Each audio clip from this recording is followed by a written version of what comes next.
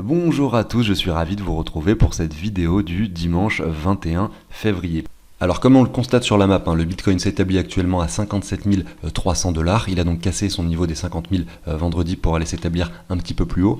L'Ether lui est un petit peu plus en souffrance, mais quand même il a touché son niveau psychologique des 2000 $ pendant cette petite montée effectivement du Bitcoin pour maintenant s'établir légèrement en dessous ici aux 1960 $ environ. Si on regarde le reste, on peut voir que Uni se comporte très bien en ce moment et que derrière nous avons les altcoins qui sont tout de même relativement hauts avec des petits retracements ces dernières 24 heures, mais des pourcentages assez faibles. On voit du rouge, mais en fait nous sommes sur du moins 1, moins 2%, c'est très faible. On a tout de même DOT qui est toujours sur ses 40 $, le BNB à 280 $, 90 $ même, c'est vraiment impressionnant. On a le Neo qui s'établit ici à 61 $, donc vous voyez quand même on a quelque chose d'assez positif sur la map de façon générale, notamment au niveau des altcoins. Donc aujourd'hui je vais vous faire une vidéo un petit peu particulière, c'est pas comme les vidéos de la semaine où je fais des analyses etc. au quotidien. Là je vais essayer de parler d'un thème un peu différent pour essayer de vous aider à élaborer une stratégie pour essayer d'imaginer donc pour ce bull run, si vous avez des cryptos, etc., et que vous souhaitez revendre à un moment, mais vous ne savez pas quand, essayez de se mettre des targets, essayez d'imaginer comment est-ce qu'on peut vendre. Moi, je pense que effectivement, c'est bien de vendre par palier, donc je vais vous donner tous les éléments d'une stratégie en fait que j'ai créée, mais qui est adaptée finalement selon votre profil, selon ce que vous voulez faire, selon du prix auquel vous avez acheté les crypto-monnaies, selon si vous pensez le garder sur du 5, 10 ans, etc. Il y a plein de facteurs qui vont entrer en compte pour vous, effectivement, et c'est pas du copier-coller de la stratégie dont je vais vous parler qu'il va falloir faire, c'est chacun établit sa propre stratégie selon son profil en fait. Mais je pense qu'en fait, il y a une chose qui est très importante, c'est que quand vous achetez des crypto-monnaies ou quand vous achetez n'importe quoi pour spéculer sur quelque chose, il faut, au moment d'acheter, savoir un petit peu les niveaux auxquels vous souhaiteriez le vendre plus tard et dans quel délai. C'est-à-dire, est-ce que vous investissez pour 5 ans, 10 ans, 15 ans, 20 ans? Est-ce que vous investissez pour 6 mois? Enfin, tout ça, vous devez le définir à l'avance et savoir les niveaux qui vous semblent pertinents pour une revente.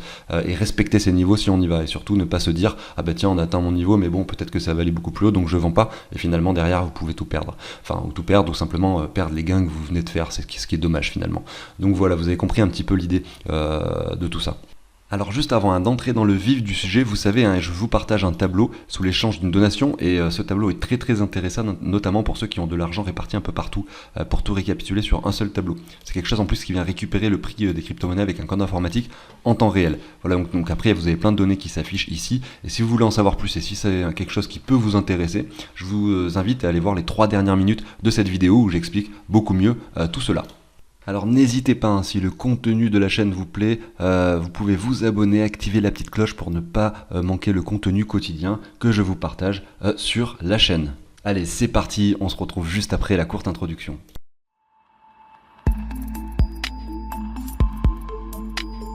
Alors c'est parti, on se retrouve sur un petit tableau que je viens de créer, qui est hyper basique puisque je viens de le faire. En fait c'était pour vous montrer un petit peu et vous montrer comment moi j'établirai les choses et comment je poserai les choses pour une stratégie que j'ai envie de mettre en place. Moi sur mon portefeuille j'ai fait quelque chose d'à peu près similaire, mais c'est pas exactement la même chose, tout simplement parce que là je vous fais quelque chose de concret avec un exemple et chacun doit l'adapter par rapport à ce qu'il veut vraiment.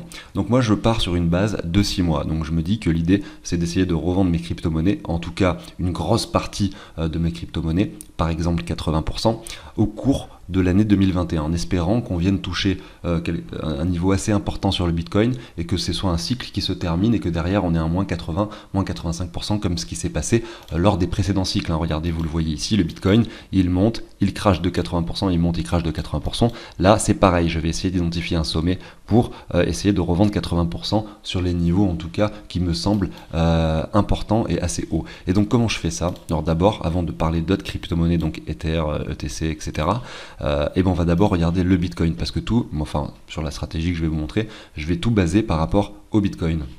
Donc il y a plusieurs possibilités. Quand vous avez acheté du Bitcoin, vous pensiez qu'il allait monter jusqu'où?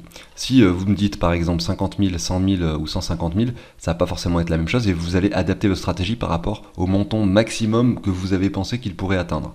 Donc moi pour ça, je vais me faire des petits indicateurs. Après vous pouvez le faire de manière un peu plus subjective, mais clairement vous avez chacun votre propre idée et vous le faites comme vous voulez.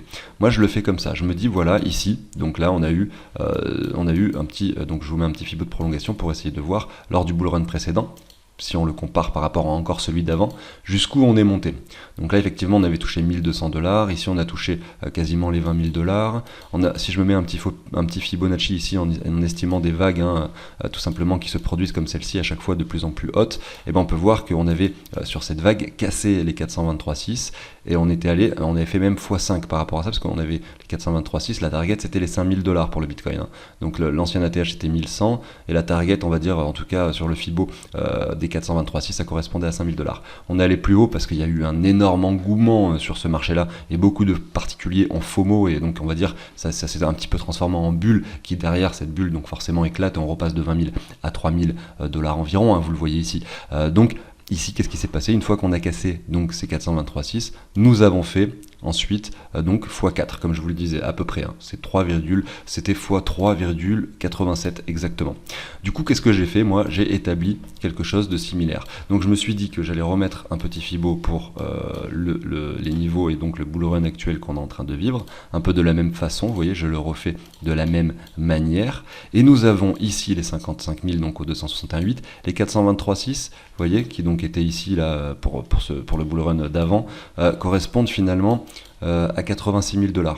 Donc ça ne veut pas dire que ce que je fais c'est une science exacte et que ça va se passer exactement de la même façon que le bull run précédent, mais c'est simplement pour se donner une indication, vous voyez, de jusqu'où ça pourrait monter. Voilà. Donc j'estime que voilà, mon premier niveau de revente, on va dire, serait ce niveau-là des 87 000, sachant que voilà, j'estime que voilà, dans cette stratégie, j'ai pu en accumuler plus bas. Donc ça reste déjà un niveau très intéressant. Donc du coup, je me mets les premiers paliers qui devraient être atteints pour le Bitcoin, 86 000 $ j'ai mis, vous voyez. Ensuite, j'ai mis ici, donc comme palier 3, j'ai mis 332 000 $, excusez-moi.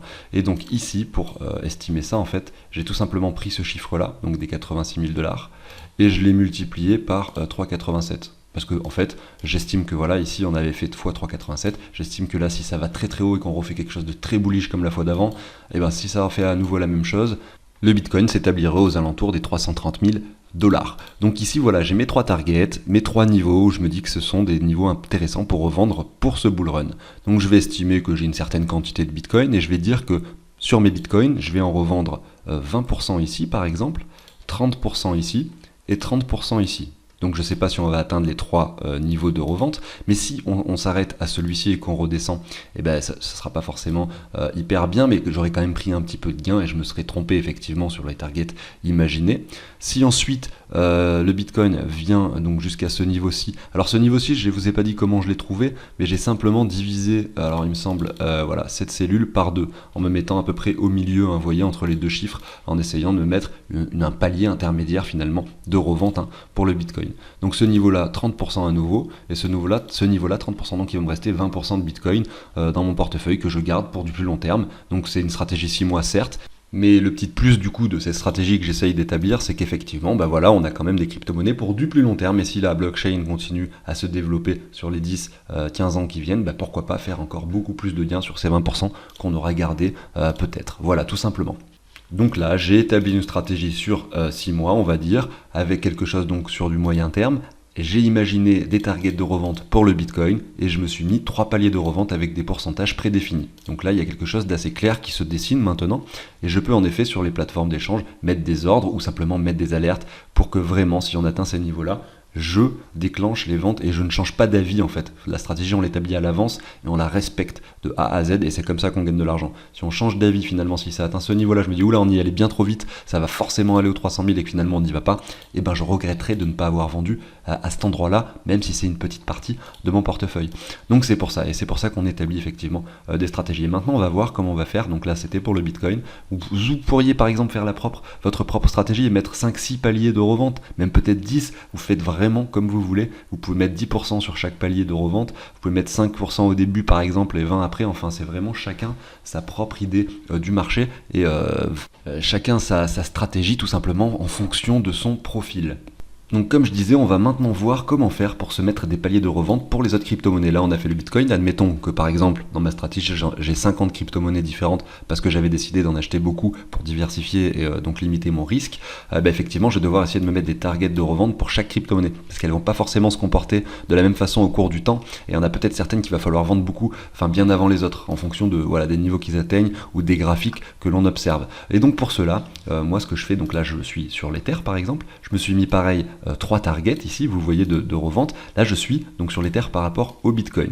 Voilà mes 3 targets de revente d'Ether par rapport au Bitcoin. Je vais estimer pour que ce soit beaucoup plus simple de dire que ici je vais vendre effectivement la même chose, 20%, la 30 et la 30, histoire que ce soit plus simple. Mais vous pourriez dans votre stratégie adapter les pourcentages de vente en fonction des cryptos. Enfin vous voyez, tout est possible et imaginable bien entendu. Alors voilà, je suis sur l'Ether par rapport au Bitcoin.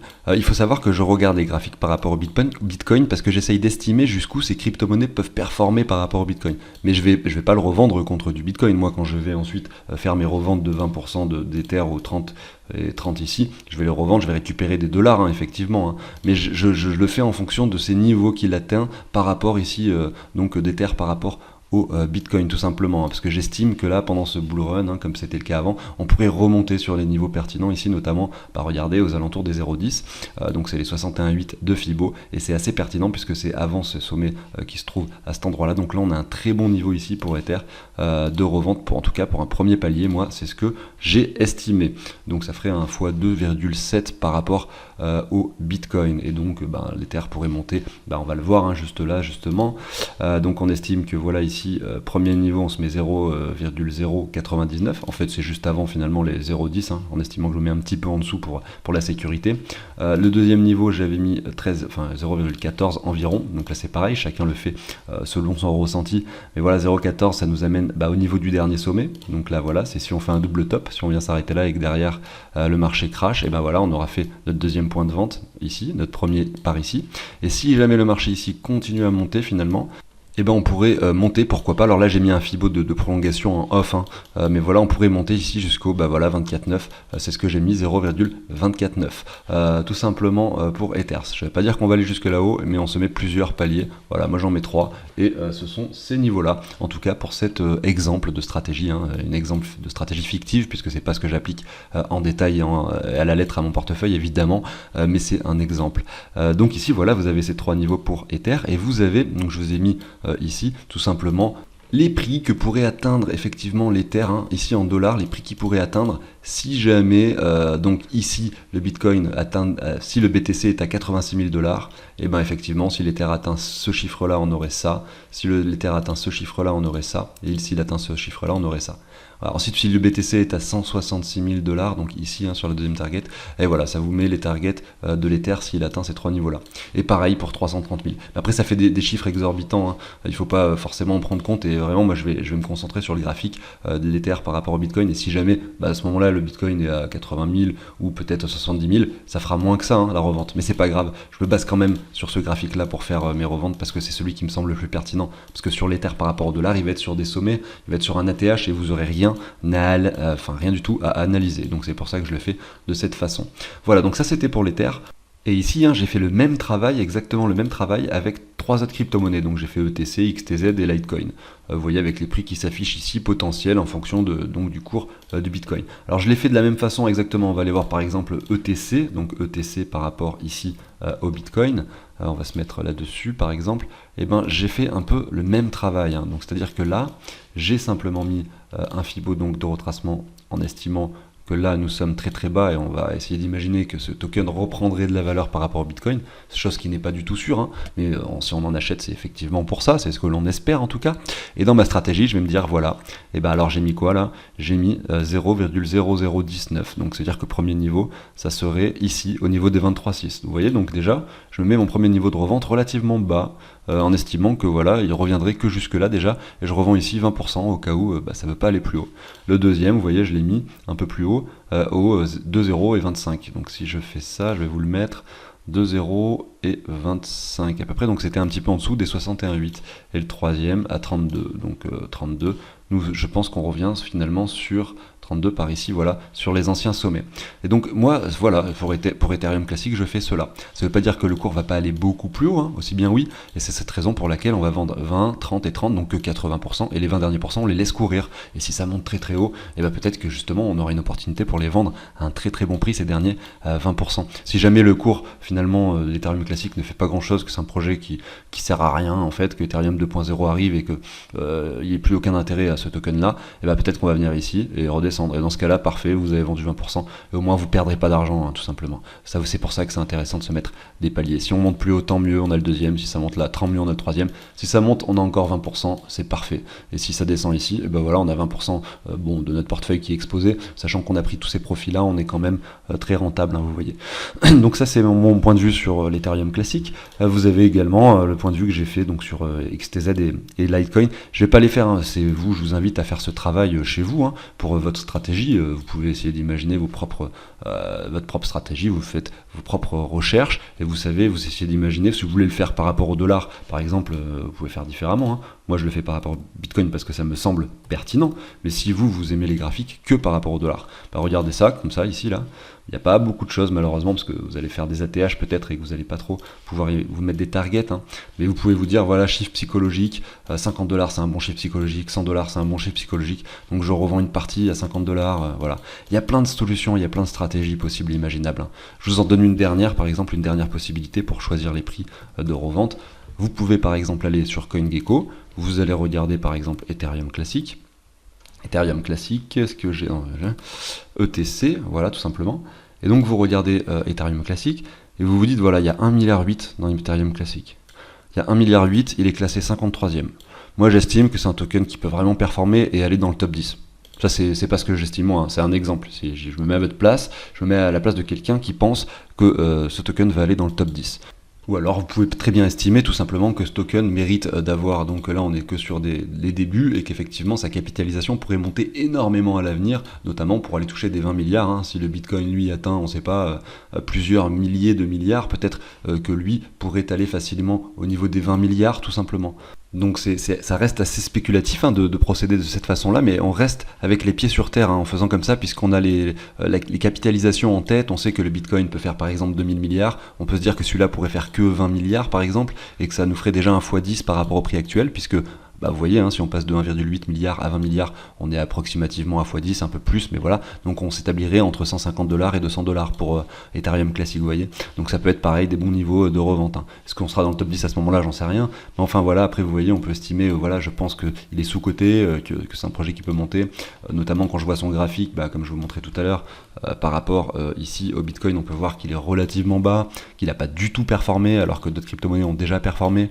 Donc est-ce que ça va être son tour un jour? Voilà, c'est la question qu'on peut se poser. Donc voilà, vous pouvez estimer les choses de cette façon-là, tout simplement essayer de vous mettre vos propres targets. Bah écoutez, je crois que j'en ai fini, hein, avec cette vidéo. C'était la vidéo du dimanche, un petit peu plus tranquille, un petit peu plus rapide, où j'essaye de vous montrer un peu, voilà, des choses auxquelles je pense au quotidien, etc. Ça c'est voilà des choses que moi j'établis pour mon portefeuille depuis tout le temps, hein. Quand j'achète, j'essaye de m'estimer des prix revente, etc. Et c'est un petit peu comme ça que je procède, pas forcément comme ça à la lettre, hein. Comme je vous dis, chacun a son propre psychisme, a sa propre psychologie, et chacun doit faire les choses différemment en fait et en fonction de son profil. Et vraiment, il faut pas essayer de faire comme quelqu'un d'autre, il faut vraiment le faire en fonction de comment nous on voit les choses. Voilà, donc j'en ai fini avec cette vidéo, merci beaucoup de m'avoir écouté. On va regarder maintenant le tableau, là ça va être la fin de la vidéo où j'explique un peu mieux le tableau. Ceux qui connaissent déjà, hein, vous pouvez quitter. Donc merci à beaucoup d'avoir écouté la vidéo. N'hésitez pas, si c'est pas déjà fait, hein, à vous abonner, à activer la petite cloche, à commenter, à liker, ça fait toujours plaisir. Et pour les autres, ceux qui veulent voir un petit peu à quoi ressemble le tableau un peu plus en détail, on se retrouve tout de suite pour cela. Alors voilà, nous sommes dessus. Et comment ça marche? Alors c'est quelque chose qui vient récupérer tout simplement, donc un tableau qui vient récupérer plusieurs choses. Déjà, vous allez pouvoir y mettre tous les virements que vous faites sur chaque échange en euros, donc ça va récapituler votre investissement de départ ici, hein. Ça va vous faire une somme ici sur cet onglet-là.